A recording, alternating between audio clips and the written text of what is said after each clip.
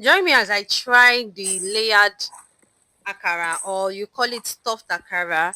So first things first, definitely I'll be washing my beans. But tell me the result of this akara. One thing I know is it tastes nice, but I did not get exactly what I wanted. So before you watch the full video, let me just tell you it was a failed mission, but the taste was everything. It was fluffy, it was soft, but the shape I wanted it to give, it didn't give that shape. Maybe that's why I was a little bit somehow about the video, whether I should post it or I should not post it. But definitely, there's nothing wrong in posting your failures. Even when you make very good meals, you post it. And when you try bad meals, it's not bad actually, but it did not come out as I wanted. It didn't give me the shape I wanted. It didn't give me the layered shape I was looking for. Anyways, I had to just go in and wash my beans. As you know, I'm not a pro when it comes to washing beans. I am a pro.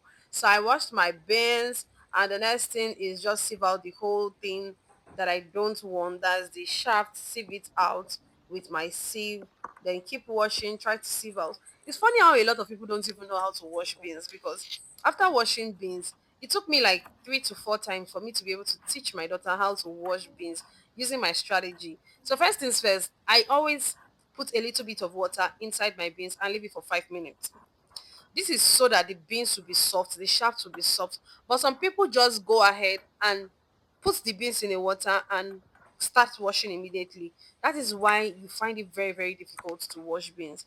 But when you do it this way, put a little water, leave it for 5 minutes, and then you start washing. And if you have a blender, it is very, very easy. My blender is bad. That is why I had to wash with my hand. If you have a blender, just pour the soaked beans inside a blender, blend it, and remove the shaft. Now when you're blending on low. You don't want it to go smooth on you, so you're just blending it on low just to remove the shell, the back. So for our akara, we are using bell peppers, we are using shombo. I don't know if you know shombo. You use shombo, habanero pepper, we use onion, and when we grind that, we'll start making our akara.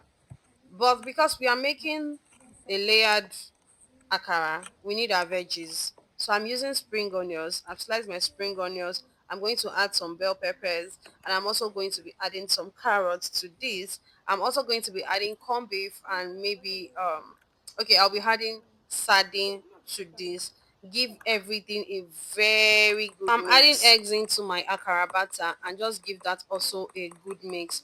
I added a little bit of salt to this batter, and that is all you need to actually make this sumptuous batter. Lest I forget, I added pepper and onion mix to my veggies. So I go ahead to fry this, put a little spoon of akara, add a little spoon of my veggies, then top it with a spoon of my akara batter again. So it was supposed to be layered.